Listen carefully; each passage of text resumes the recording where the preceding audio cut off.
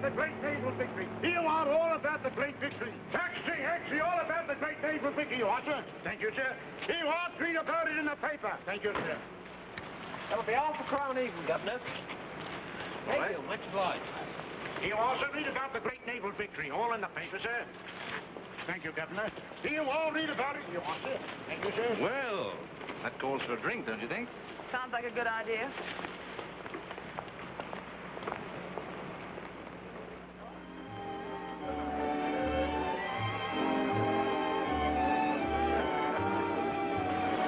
I say, shall we have champagne, or do you care for some other wine? Are there any other wines? All right, waiter, number 24. Yes, sir. Cheer up, Pam. Celebrate. Celebrate what? Why, this. It's terrific. Doesn't seem to have stopped the war, does it? My dear, you do need a drink. Well, what happened then? Huh? Oh, yes. Then he lifted us through his monocle and said, "Good heavens, madam, what? All the way to Africa?" Hello there. Oh. Come on. Yes, quite. Someone you know? No, not very well. I can't say much for his little playmate. He always has a taste for cheap women. He's my father. Oh. Oh, I say, that's a bit thick, isn't it? What's a bit thick? Well, I mean to say, after all, that girl makes it sort of horrible for you and your... My mother? Yes. Oh, don't worry about her. She was one of his knickknacks about 21 years ago. I sound most frightfully sorry. Oh, let's talk about something a little more cheerful for a change. How about this war business, for instance? You know, Pam, you're terribly attractive. Terribly exciting. I drink to your touching, original sentiment.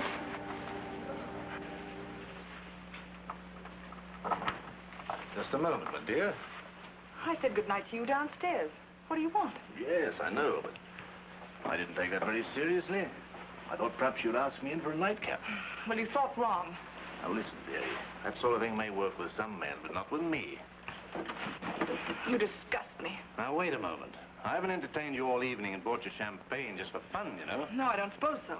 I don't think you spent more than £5. Here, keep the change. I'm sorry to have taken up your valuable time. Now, get out of my way.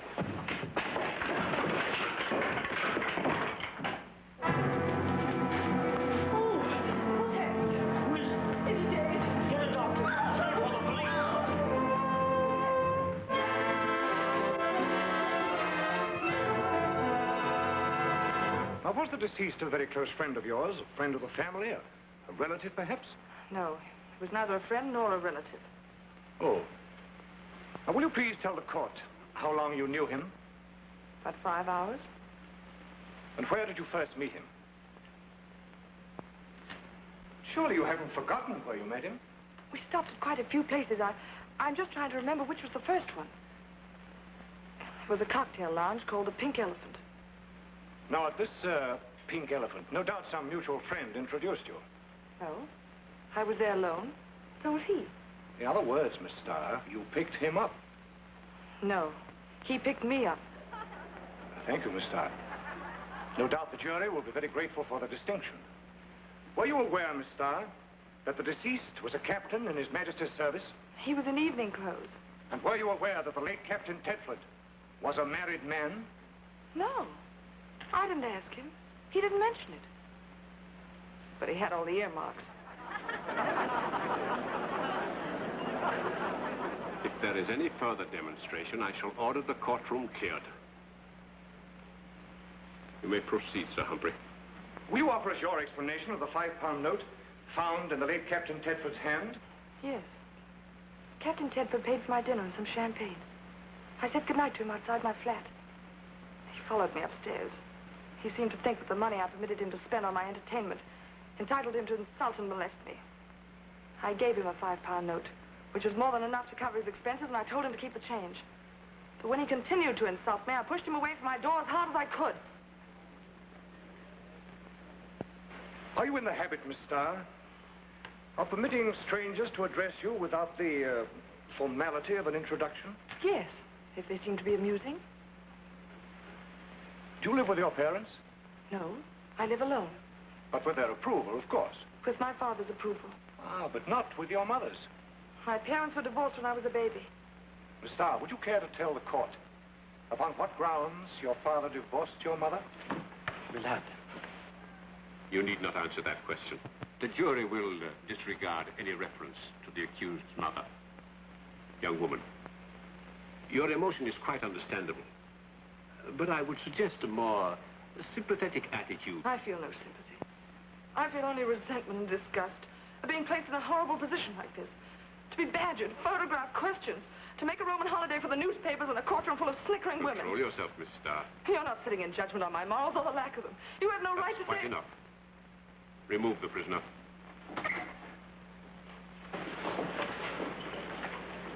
Court is adjourned until 2 p.m.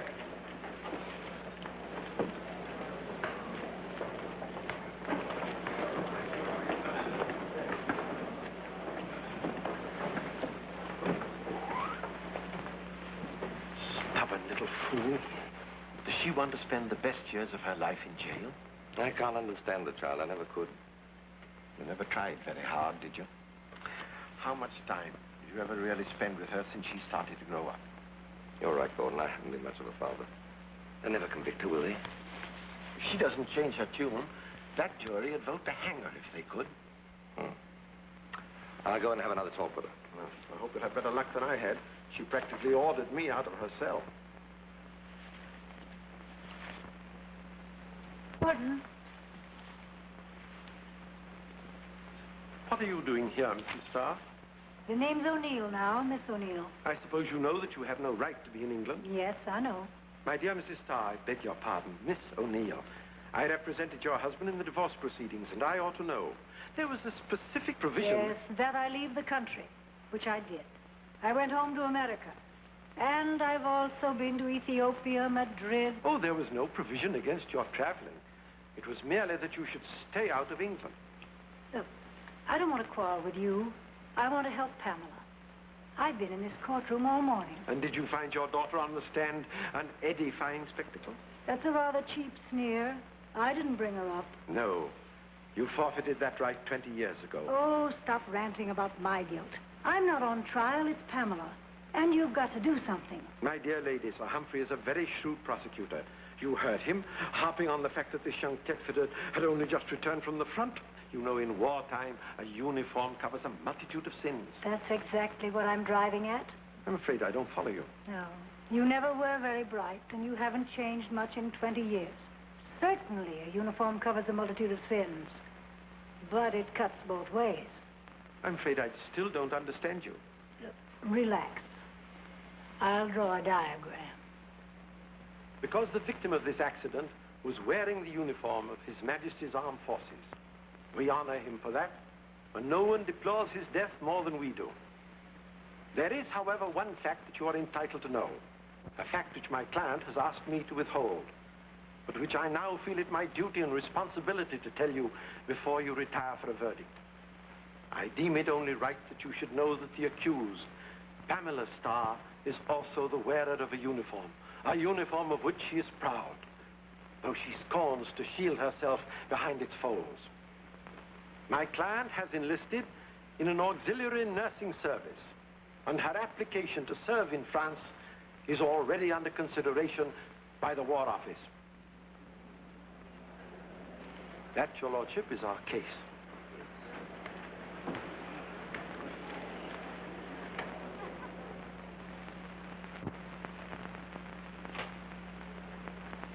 Acquitted. I suppose I should be grateful to you. But I can't help feeling a certain sense of guilt at the way it was done. That's ridiculous, Pamela. It was a magnificent stroke. I can quite understand your feelings. The trick was bold, theatrical, cheap, perhaps, but it worked. But I told the truth. Isn't that enough? These are not normal times. It was a uniform that swung public opinion away from you. Another uniform swung it back. Well, I think it's splendid. Splendid. Out of all this mess came a great opportunity for you to serve your country. You mean go to the front? Other Englishwomen are doing their bit. My dear, your grandmother was a nurse in the Crimea. I know, but Oh, well, it doesn't really matter anyway. My own pretty little set probably considers me a murderess despite the verdict. So I might as well leave London.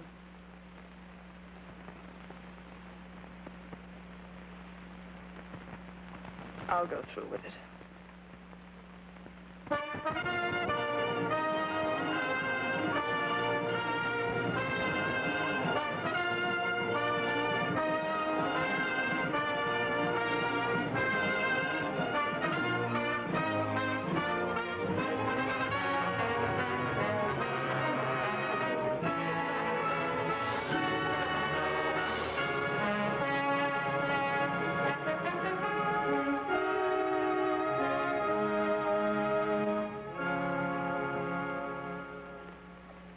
Don't forget your manual. I won't need it. I know the silly thing backwards. I'm terribly excited, aren't you? Just think. Tomorrow we'll be in France on our way to the front. Come along, girls. We don't want to miss the boat train. Oh, heavens, I nearly forgot my picture of Larry. Here, give us a look. Ooh, not bad. Not bad. But he ain't half a patch to my Henry. Larry said he might see us at Dover. He's going to try to cross on the same boat. No, Ducky, no, never on the same boat. Why not? Water does something to men, Ducky. I don't know what it is. I've handled him on buses, I've handled him in trains, and I've handled him in taxis, but never on boats. Put him on the Queen Mary or in a canoe, and they all act like they was Tarzan. I wonder what Base Hospital 43 will be like. I don't know, but I can guess. It'll probably be very strict and very dull, and dirty and primitive, and I shall hate it as much as I hated training here. If that's how you feel about it, why on earth did you join up? For an answer to that question, I'll have to refer you to my lawyer. Life belts will be worn at all times during the trip, above and below decks. Life belts will be worn at all times during the trip, above and below decks. Oh, we should shut that door and keep the fog out. It's only a bunch of nurses. And even through a thick fog, they don't look very exciting to me. If it's all the same to you, one of them happens to be my fiancée. Oh, really? Yes, that's why I wangled passage on this transport. Well, you better go and find her. Leave a will. Well, if she's got a beautiful blonde friend, bring them both back. Oh. They do say travel broadens you. I suppose they gave us these to make us feel at home, huh? Gas masks, life belts, identification tags. Just a nice, cozy little war.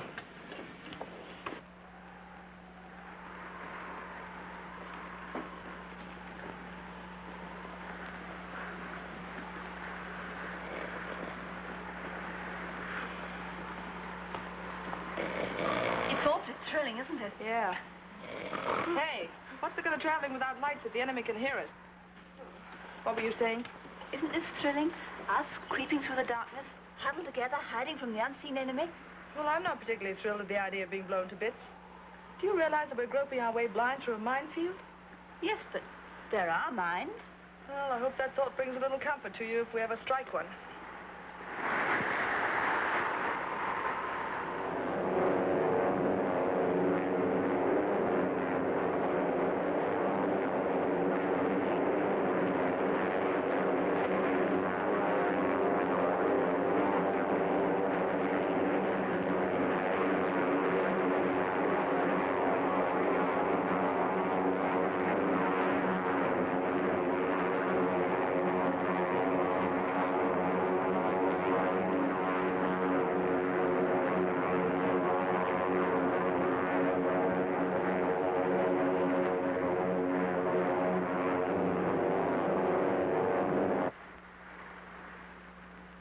And here, sir, if you'll kindly permit the rest of the audience to see, is the very card you picked. The Queen of Spades. Right? It is. Ginger, you're priceless. Right. Come on, you two, break it up there, will you? Ginger, in your extensive repertoire, did you ever learn how to make things disappear? I did. Rabbits, cigarette cases, goldfish. No, I mean human beings. Take yourself, for instance, and Captain Evans. Now, there's a trick Ed and I'd be simply crazy about. Sounds like a bit of a hint for us to buzz off, eh? I get it. To buzz or not to buzz, that is the question. Come along, Ginger. I warned you what happened to men on boats.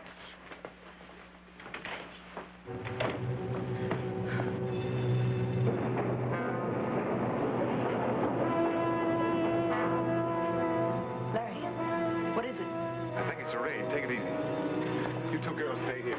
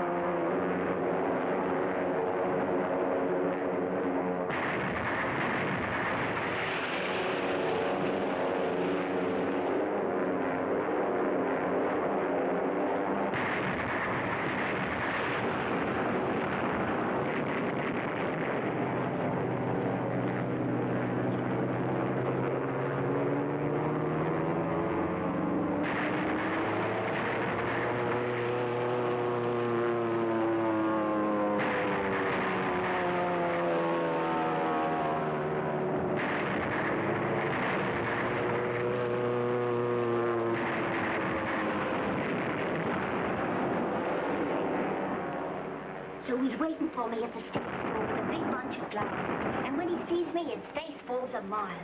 And he says, oh, I say, you look better behind the footlights, don't you?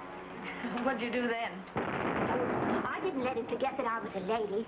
And I says, look, fish face, I don't think you're so hot even in a blackout. And with that, I threw the flowers in his face and walked away.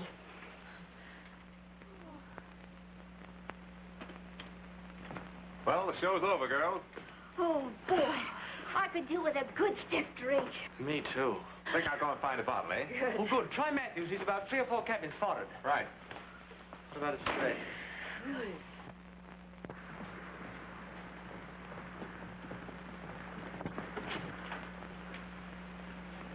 Where'd you keep your whiskey, old boy? Why don't you try the locker, old man? Thanks, I will, old boy. Boy, I say, I'm frightfully sorry. Not half as sorry as I am. Why, I thought this was Captain Matthews' cabin. Well, it may be. I just ducked in here during the excitement. Well, I thought you were Matthews, or I wouldn't have... Really, I wouldn't. That's all right.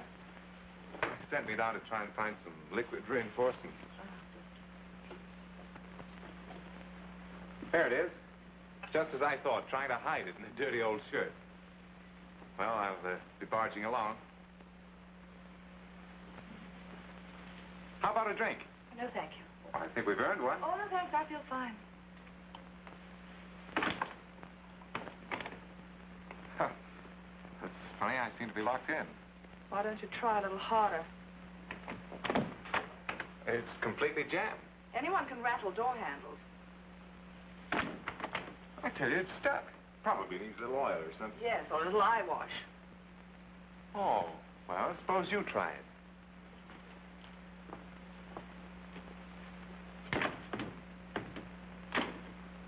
Well, it really is stuck. Well, what happens now? Well, I could throw the whiskey bottle through the porthole, but that would ruin the whiskey, wouldn't it? Yes, I suppose it would. Somebody'll be along for me in a moment. If you can stand me that long. Care for a cigarette? Thanks, I'm dying for one.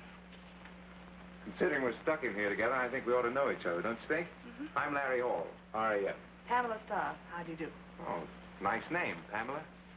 Doesn't my name mean anything else to you? No. Should it? Well, don't you read the newspapers? Only the cricket scores. Why, you famous? Mm-mm. Infamous. Really? Why? Well, I tell you what. Oh, never mind. You'll probably hear all about me in due course. It's very odd seeing a flyer on a boat. Why aren't you upstairs dropping pamphlets? Oh, we stopped doing all that. The German street cleaning department complained. Now all we do is simply have them shoved under doors by spies. We've known each other practically all our lives. We were sweethearts in kindergarten. Just think, Ducky, you may even get to nurse him when he's wounded. Hey, stupid.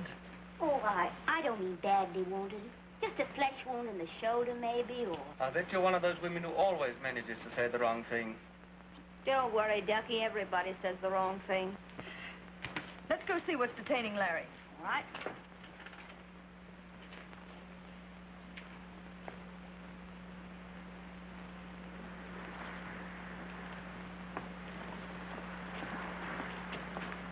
Gail, he's in here.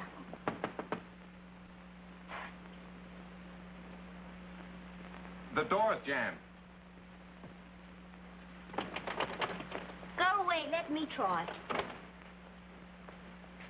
Oh, that's funny. I couldn't open the door from the inside. Couldn't you? I'll bet you worked yourself right into a lather. We'd begun to think you'd fallen off the boat. Instead of which you've just been chatting away with Miss Starr. A very nice little chat it was, too. Lieutenant Hall is Gail's fiancé. I think they're both very lucky. Come on, laddie, let's go to our cabin. All right, won't you join us? No, thanks. Better luck next time, Ducky. I don't know what you mean. I thought you'd like to entertain him, only where there was a nice, convenient flight of stairs, Andy.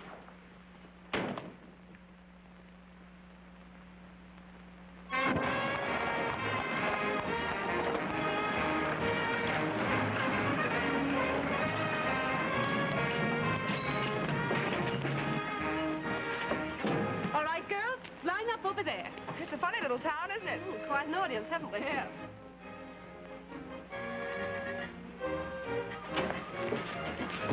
Hurry up, girls. Fall in. All right, we've got to fall out first. always right. Watch your blood pressure. Mademoiselle, vous êtes si jolie que nous sommes infiniment heureux de vous voir arriver à bon port et de vous posséder parmi nous. Same to you, Ducky. What's he saying? He's giving us that well-known Maginot line.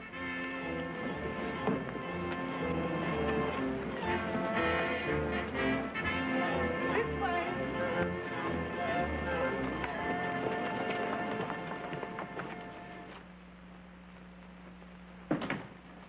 Well, the stock just brought us a nice new flock of Florence Nightingales. What are they like? Seen them yet? Young, inexperienced, pretty average. Well, I'm just going off duty, so I think I'll let you wipe their little noses and tuck them up in bed for tonight. Just as you say. But they're downstairs all a-twitter with excitement waiting for Matron to speak to them. Yeah, well, Matron just found a run in her last good pair of stockings, and what she'd have to say wouldn't be fit to print. You're looking very chic, O'Neill. Dining with the Brigadier? What, with old Fluffingham? What? No, not tonight. I've got a date with Freddie Floyd. Oh, I thought he was in China covering the war. He was, but he's the kind of war correspondent that hops from Shanghai to Madrid between editions. Well, I'll go down and speak to the war babies with a few well-chosen words. Francis, I'll do it. Oh, you look tired. I don't mind, really. Yes, I am tired, but I'll see them just the same. You're off duty. How about a spot of brandy? Hmm? That's not a bad idea.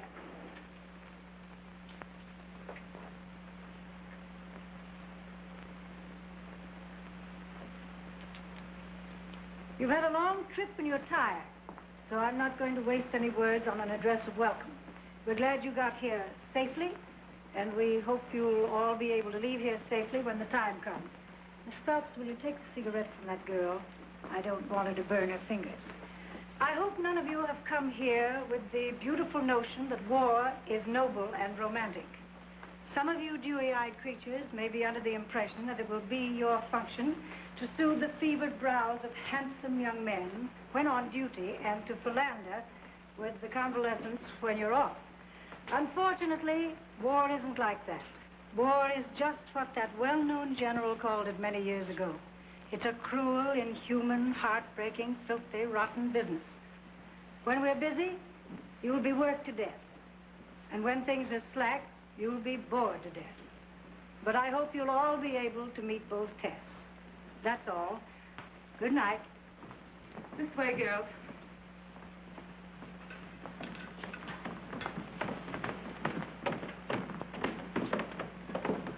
Matron!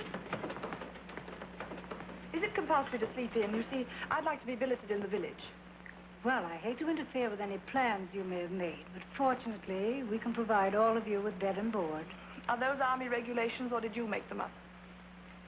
You're tired and a little excited, so I'll ignore your insolence this time. Oh, Miss O'Neill, I'd like to impose upon your kindness and ask just one more question. That perfume you're using, it's delightful. And it has such a familiar fragrance. I'd love to know where you get it.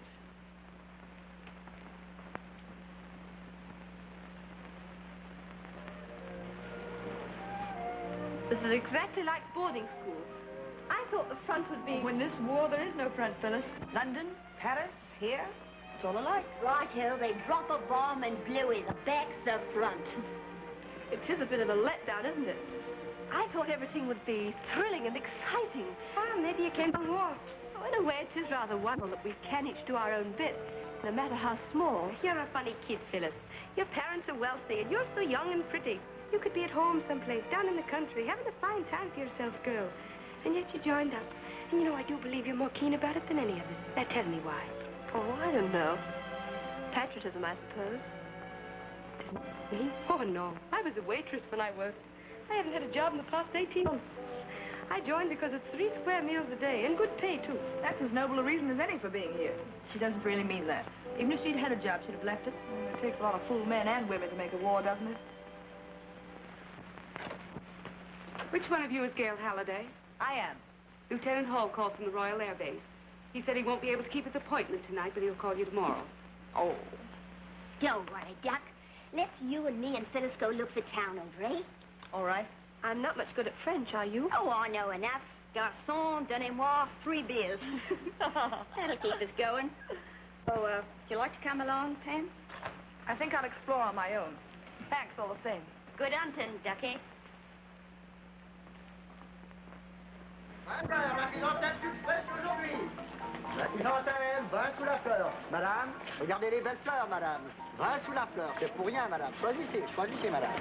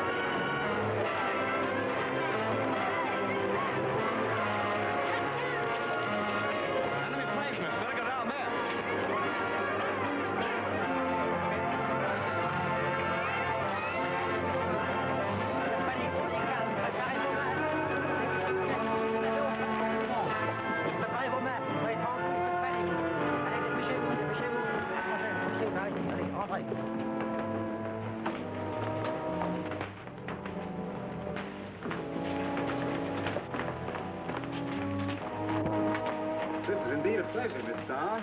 Who are you? After the way I greeted you in Matthew's cabin, I almost blushed to unveil. Fancy meeting you here. Oh, nowadays, even the very best people bump into each other in cellars. You know, in the good old days, one only ran into mice. I wonder where the mice hang out since the war. I wonder. Let me help you out. Do you mean to tell me you came out without a gas mask? I'm afraid I did. Well, don't you know that they can court-martial you and kick you out of the army for that? That's great. Be sure and report me. After all, I was pitchforked into the army. I might as well be kicked out. Oh, you don't even know what I'm talking about, do you? No. Well, didn't Gail tell you the story of my life? Yes, some of it, but she must have skipped a lot. Fill in the gaps for me, will you?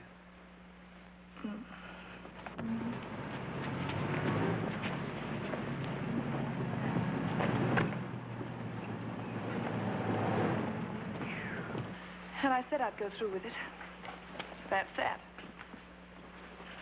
Well, the raid seems to be over. So's the life's history. Come on.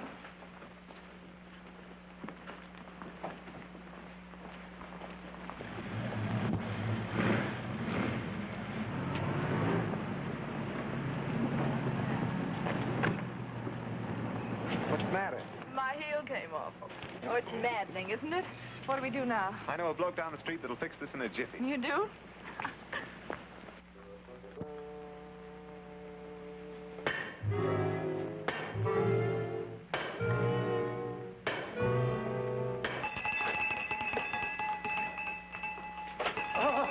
Bonsoir, mademoiselle. Bonsoir, mon général. Good evening.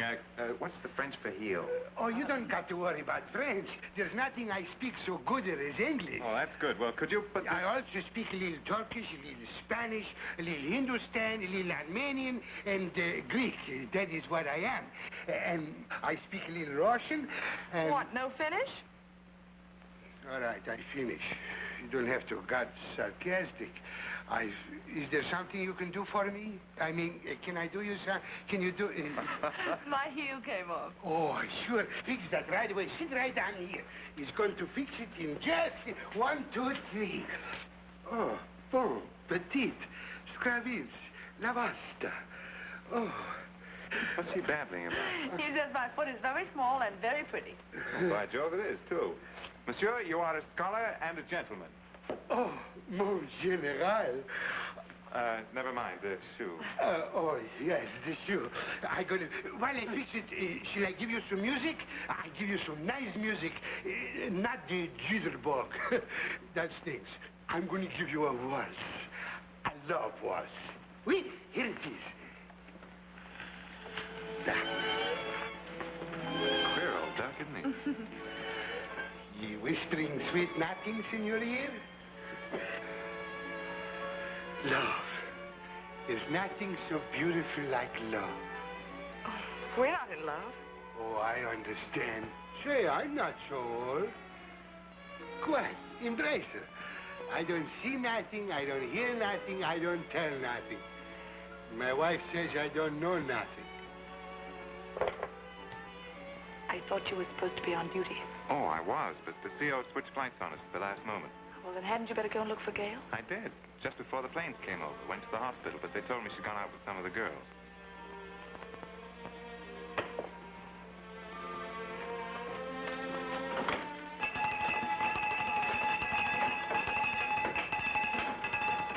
What's the idea of summoning yourself?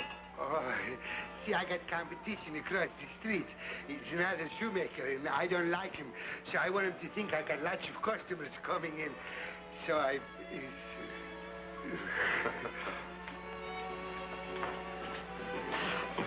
Let's dance this one, shall we? With 1 foot? Oh, I'll fix that.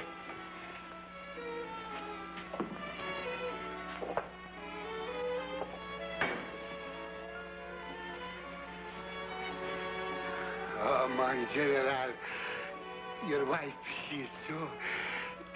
That's what I call a wife. I'm not his wife. I just met him in a cellar. Well, it's the same thing.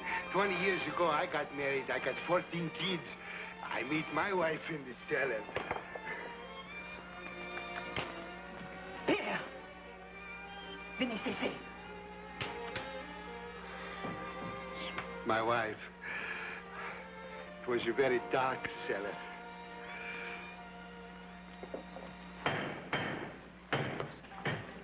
Hey, waiter, garçon, bring some cigarettes. Don't get excited, Ducky. Here you are, pure magic. Now, if you could pull a whiskey and soda out of my ear, you'd be a magician after my own heart.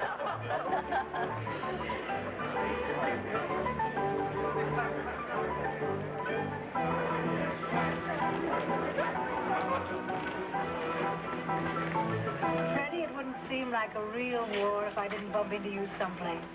How did you know I was in this little town? I was back in General Headquarters yesterday, and I recognized your fine Italian hand. How do you mean?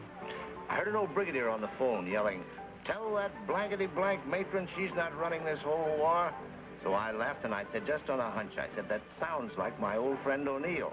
And by Jove, it was, so I caught the next train, and here I am. Yeah. We sort of flit from war to war, you and I, Freddie. In Barcelona, you said you were through with nursing, remember? You were with an American unit then. What are you doing in charge of a British hospital now? Oh, I'm still a British subject by marriage in my innocent youth. I didn't know that. What happened? Oh, the usual thing, just another war, only on a smaller and more private scale. Yeah, I used to get married every now and then myself, but I gave it up as a bad job. Well, once was enough for me. Who? No dice, Freddie. I see that look in your eye. You're not going to get any story from me. Rien ne va plus. Drink your beer. Okay. One wouldn't think there'd been an air raid just a little while ago. Well, these people are used to them by now. Wait until I write home and tell them I've been in an air raid. Not quite like a boarding school, eh, Phyllis? Oh, there's Larry.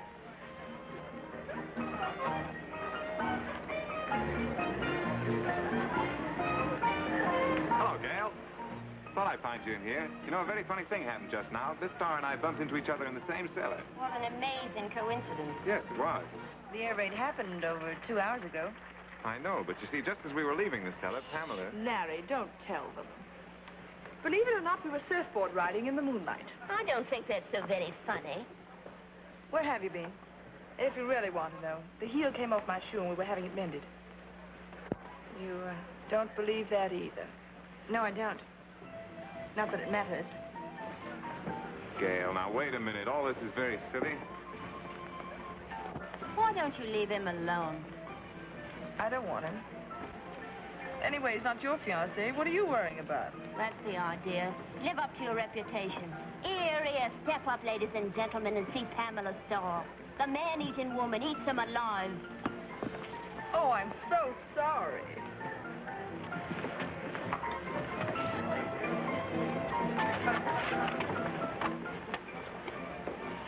I beg your pardon. So that's an awfully pretty kid. Yes, she's one of my new nurses. Well, it seems to me I've seen that girl somewhere before. Her name is Pamela Starr. Oh, yes, sure, now I remember. I used to know her father, Colonel Starr. Right. Yes, it isn't quite 10. The other girls have been in for some time, though. I hear you were fortunate in finding a nice, comfortable cellar with congenial company. No wonder my ears have been burning.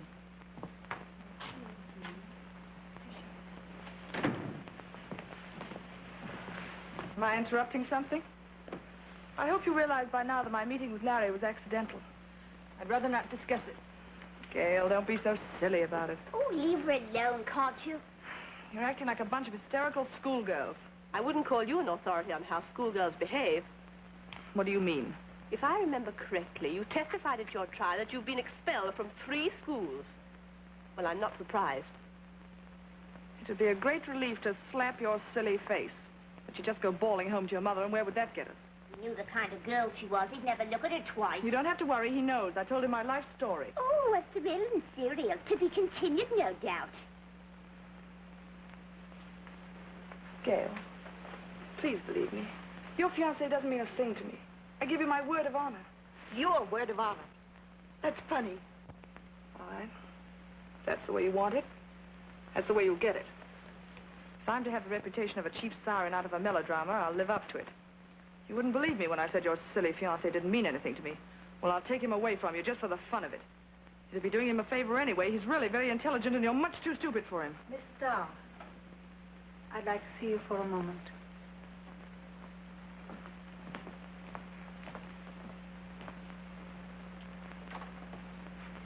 Sit down, Miss Starr. I prefer to stand if you don't mind. Suit yourself. Go ahead. I'm used to pie jaws. No, I'm not going to give you a lecture. This is off the record. Don't put it out. Sit down, relax. I gather from what I just overheard that you seem to have got started on the wrong foot here. Your private life, of course, is none of my affair. But you intend to butt in anyway. You're not interested in that boy. Why don't you leave him alone? You concerned with his morals in my company or mine in his? Well, as I understand it, he's engaged to Gail. It's rather a sound policy to leave another girl's man severely alone. All right. When I start working on your war correspondent, we'll discuss it again. Oh, now you're being rather unpleasant. I'm trying to help you. It's a very touching sentiment, Miss O'Neill. But as long as we're letting our hair down, I'd like to tell you that it doesn't fool me a bit. Go on. It's very clear that you dislike me. You've probably heard all about that unpleasant business. I mean my lurid past. Yes, I read about it. You've been badly hurt. But it's made you very hard. Oh, my dear. Miss O'Neill, I know that you're the matron. And that derives from the Latin word meaning mother. But please don't go maternal on me. I'm allergic to it. Oh, sorry. I thought you were alone. It's all right, Francis. Come in. Anything else, Miss O'Neill? Only this. You said just now it was clear that I disliked you. Well. Please don't apologize. I can assure you it's entirely mutual. It won't prevent me from doing my job and obeying instructions. Good night, Miss Starr. Good night.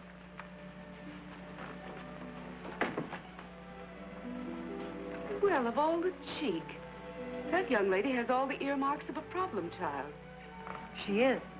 And it's a problem I've got to solve. You see, Francis, she's my daughter.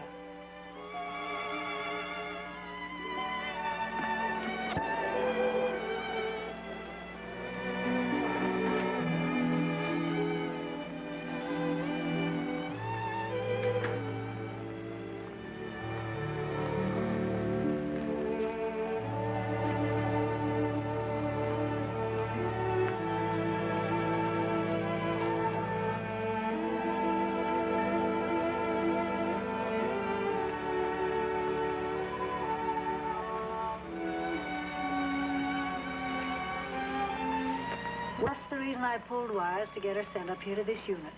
I thought I could help straighten her out. Well, why don't you tell her who you are? Oh, no.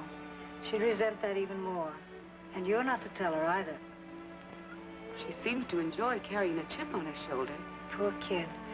It started out as a chip, and by this time she thinks it's a cross. She's missed 2 things in her life.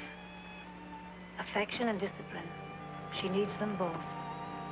I can't give her the first, yet. But I can give her the second.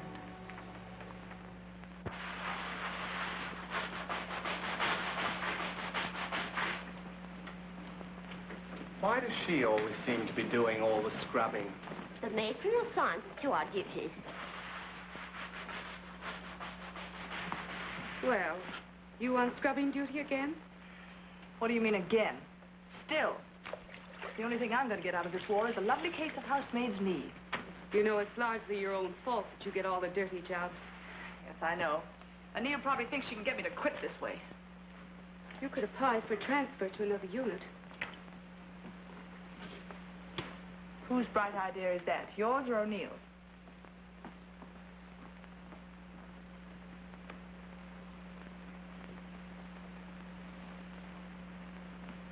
Oh.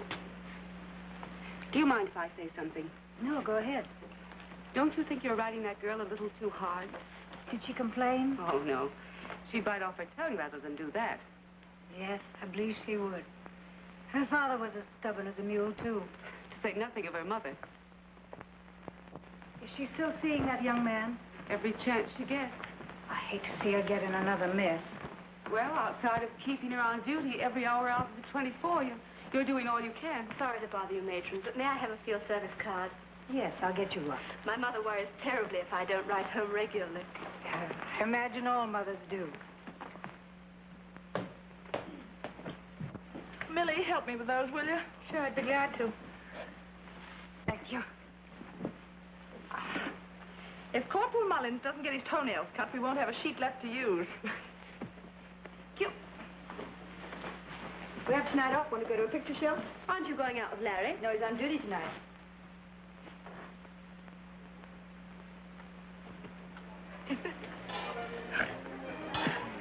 Damn. What? I give you the choice of two alternatives. Either stop looking so darned attractive or take the consequences. Oh, my goodness, I'm all a Twitter. All right, you asked for it. All right, so I got it. I've been wanting to do that for weeks. You stay right there. I can hear much better across the tape. Pam, the time has come. The walrus said to talk of many things. Don't laugh at me. I'm terribly serious. Darling, don't be so silly. It's all in fun. I don't believe that, and nor do you. Larry, you're a terribly nice person, and I'm very fond of you. But I feel you're taking too much for granted. Pamela, look at me. Are you trying to tell me that you've only been flirting with me? Why, certainly I have, Larry. You're engaged to Gail. I know, but this is 1940. Engagements can be broken just as easily as treaties. That's a very poor analogy. There are probably a million graves to prove it. Oh, don't let's talk about world politics. This concerns only you and me. Pam, remember that snapshot you gave me? Mm-hmm. I've got it pasted in the cockpit of my airplane. Larry. You know, a man sees things very clearly when he's up at a height of maybe 20,000 feet. And it isn't only the Earth he sees in its proper perspective, but your whole life. I know I'm engaged to Gail, but I've got to break it. I'm not in love with her anymore. I don't think I ever could have been. I'm in love with you. Larry, listen, you don't understand. It all started because I'm not interested in how it started. Maybe it even started as a joke. It's gone beyond that now, hasn't it? No. We've had a lot of fun. It's been months. I was lonely. You were the only person that was decent to me. Halfway understanding. That's all it was, Larry. Well, I'm afraid I'll have to leave you now. I've got a patrol at dawn. We'll discuss it when I get back, eh? If I get back. Don't say things like that, Larry. So, you've been toying with my innocent affections. Wear it, Pam. Always. Now wish me happy landings. Happy landings, Larry. Wherever you fly.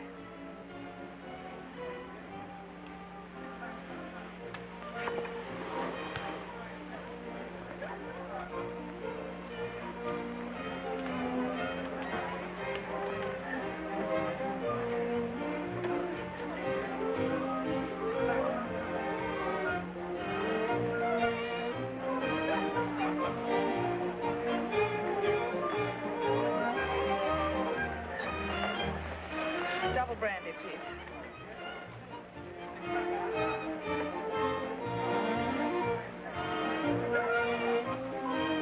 Look out, mademoiselle, you'll burn your finger.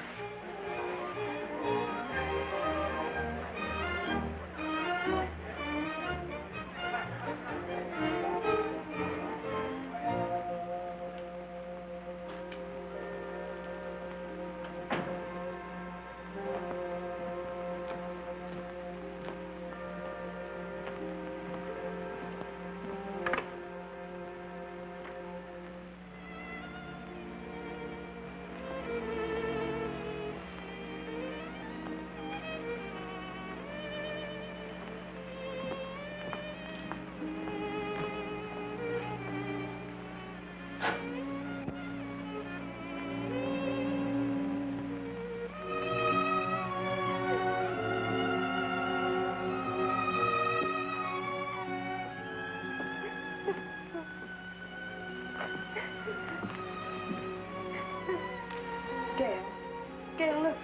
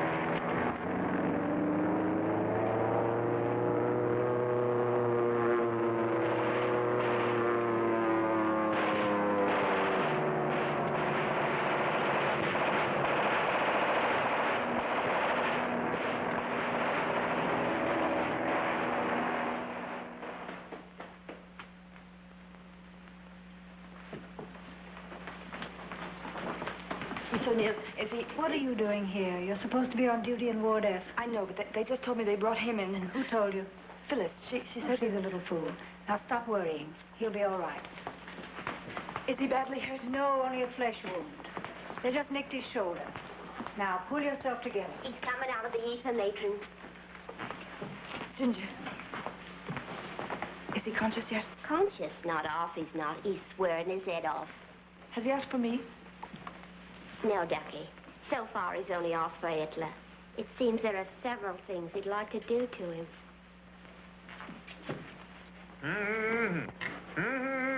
Hold on. You're going to bust that thermometer in two.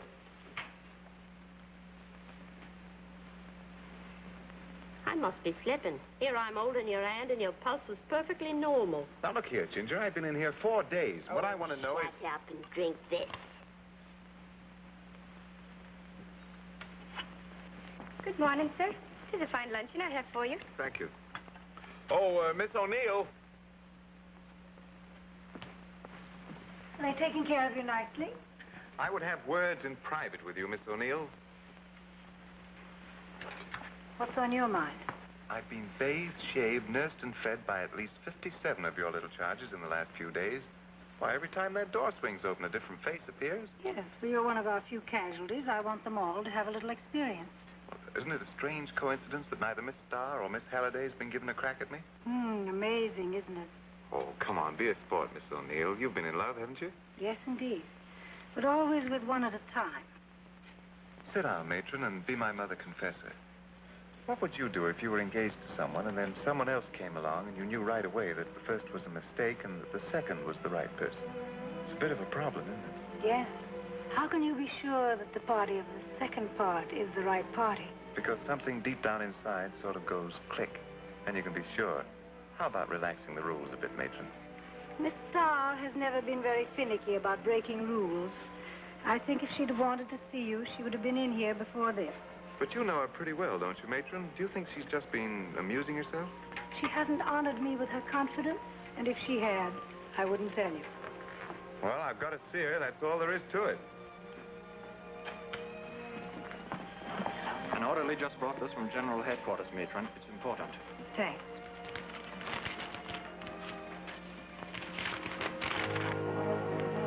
Francis. Bad news? Not good. I want all the girls from Division 4 to report to my office at once. You too. My orders are to take all available nurses and move up to Casualty Clearing Station number 7. You'll observe that's quite near the front. There are 3 trucks being loaded now with equipment and supplies. I want you girls packed and ready to leave in 2 hours. All right. Thanks. You may dismiss.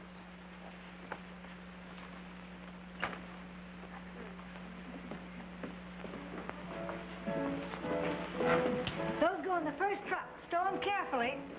And in the 3rd truck, more room. Where's Miss Starr? She's upstairs checking the last of the supplies in the storeroom. Oh, all right. Stow your things in the truck and then run up and tell her to hurry. Very good, matron. Is Gail driving the 2nd truck? Yeah. Good driver, that girl. All right, that's the lot. Take them down to the trucks, huh? Very good, miss.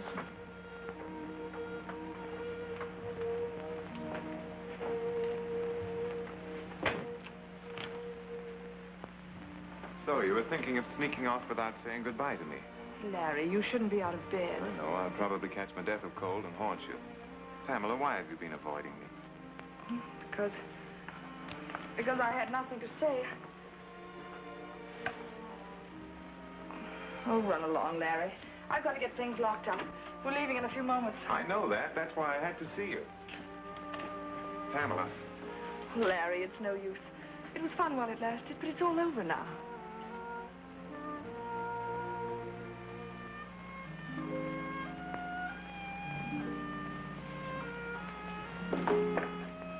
You're alive, Pam. It went deeper than that.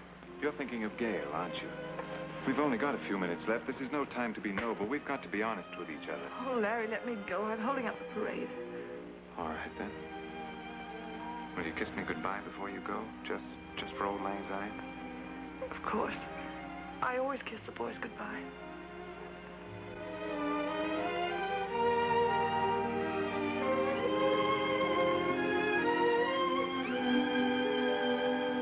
You still insist it was all a game?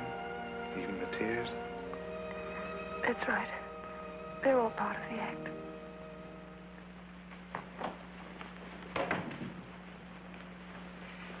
Looking for Mr. Hall? Yes, where is he? I'd suggest looking for Miss Starr. I tried to hold him in bed, but he just shoved past me. Said he'd find it if he had to tear down the hospital.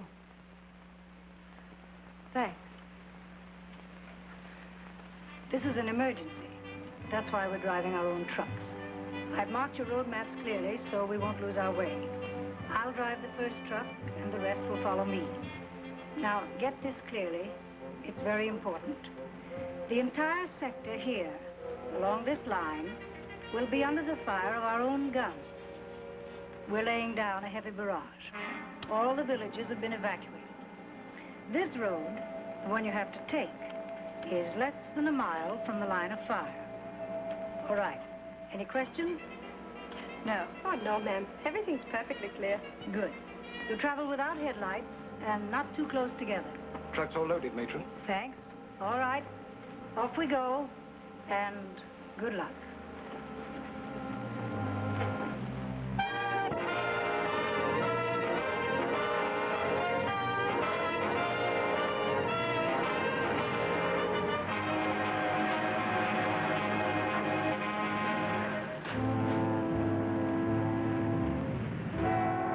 Can you see both trucks?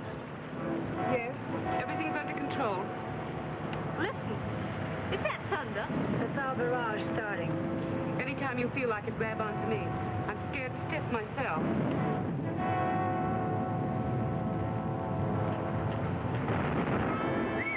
Boys are certainly tooting it up tonight. I hope we're on the right road. This is a little too close for comfort. Oh, I don't mind war so much. But it certainly interferes with a girl's sleep. Watch out where you're going.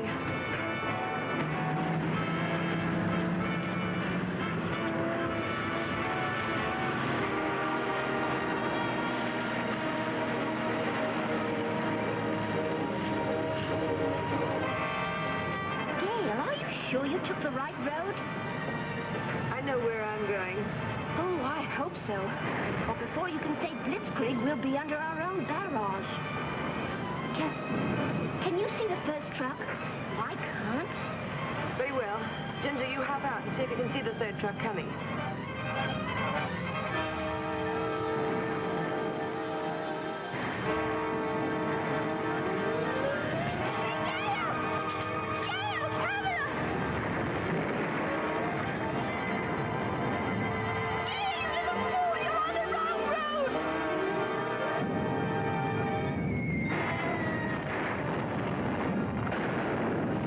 What's the matter? Are you out of your mind? We're heading straight for the barrage. I know. That's why I let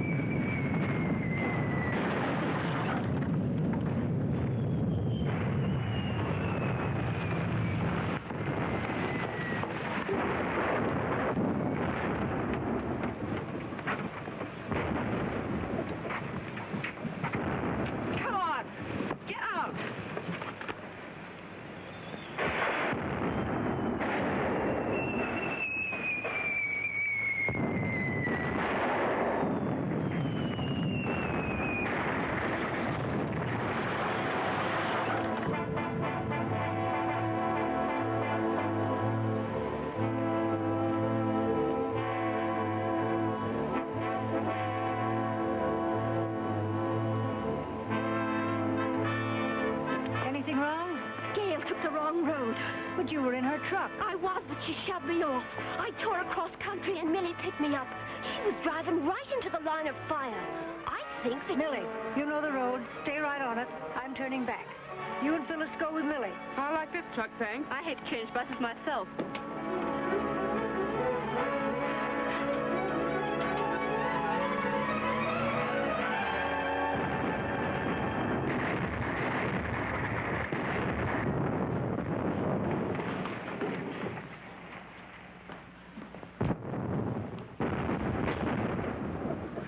Well, we might as well make ourselves at home.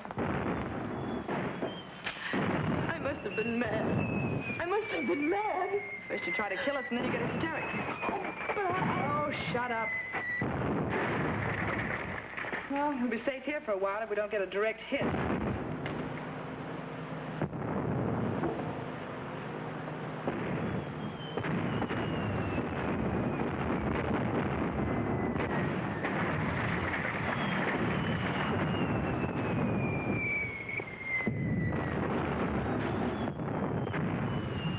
O'Neill, they couldn't have gone this way.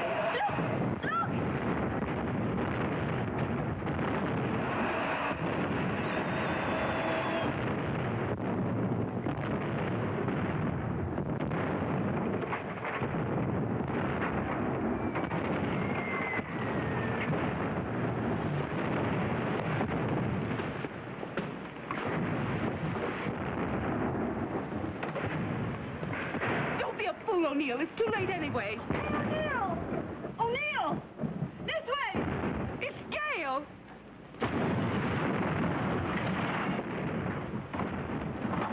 They're coming. They're coming. Who, the Marines? O'Neill and the others. They're all coming to your little party, Gail. I hope there are enough paper hats to go round.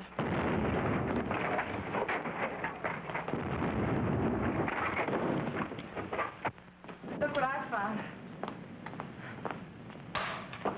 Gail, let's drink and be merry. For tomorrow we die or something.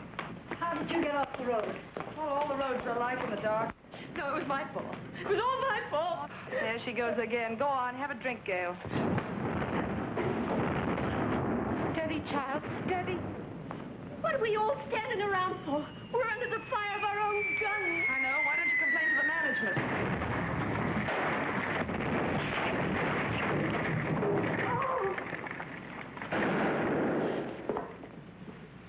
You want one? No, thanks. Frightened? What do you think? I'm no heroine. May not be British or patriotic, but I resent bitterly dying like a rat in a trap.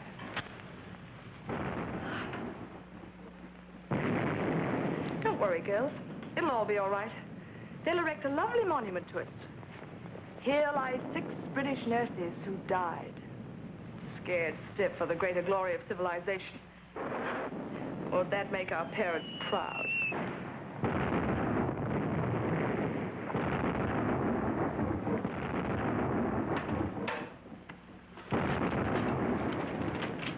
Flying it up so pretty we could plant asparagus in it. A battery, increase range 500 yards. Yes, sir.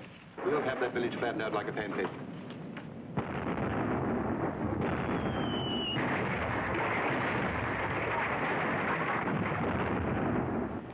Did you tell her?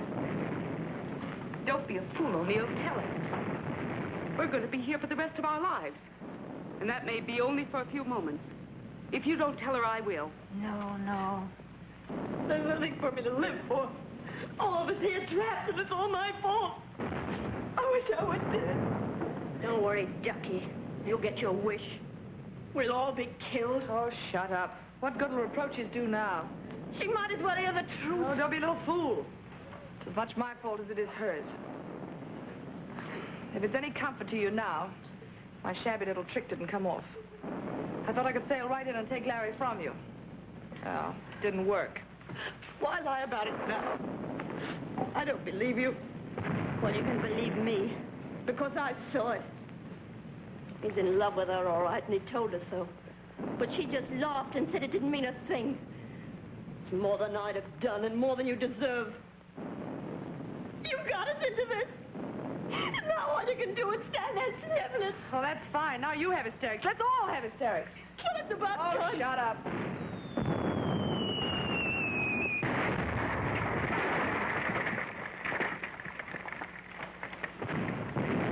Those guns can't be more than half a mile off. There must be some way of getting word to them. How do you aim to do it? Send a carrier pigeon?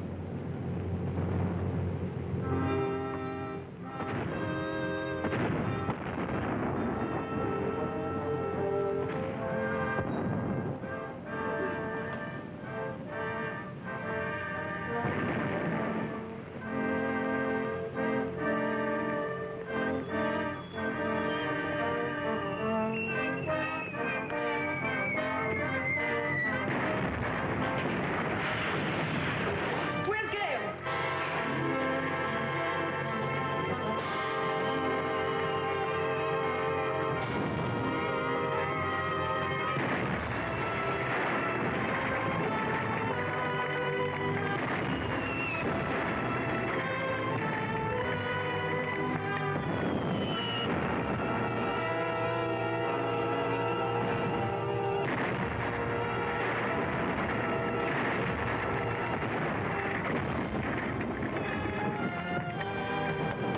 Come back here.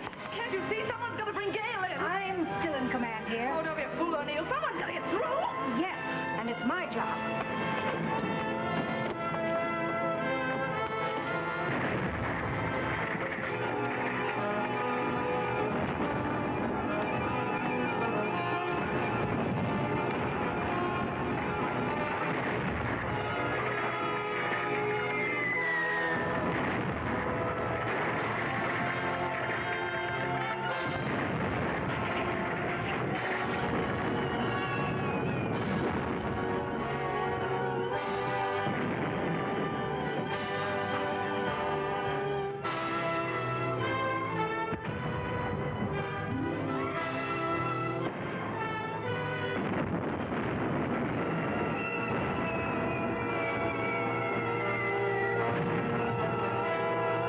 She must be crazy. She's going the wrong way. No, she's going the right way.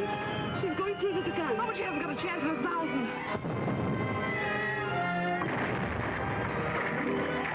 She's a tough old girl, isn't she? Yes. And it's time you learned something else about her, too.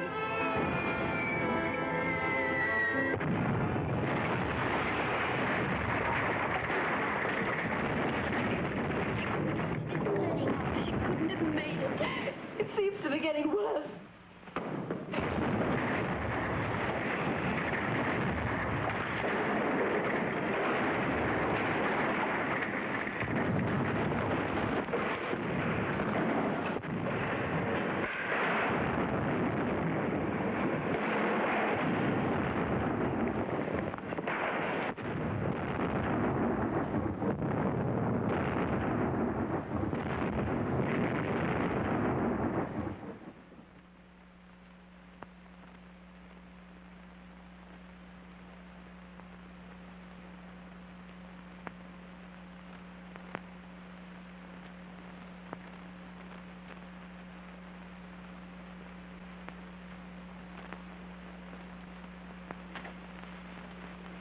Dear God.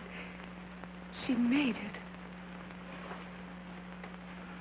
Good for O'Neill.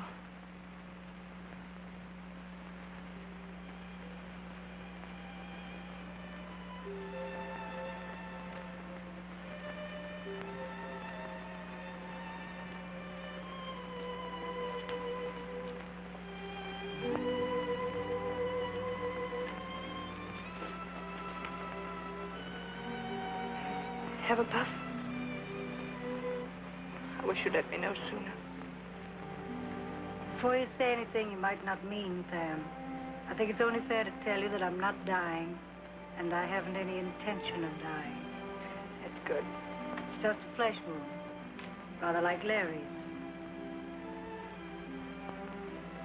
I'm so glad Larry's safely wounded. Are you in love with him, Pam? The real thing? The real thing, O'Neill. Funny. If I hadn't walked out on you and your father, you wouldn't be sitting here now. calling me O'Neill. I'm sorry, Pam. For so much. Well, that's all right, O'Neill. No hard feelings. I'm a little afraid to call you Mother. You might knock me down again.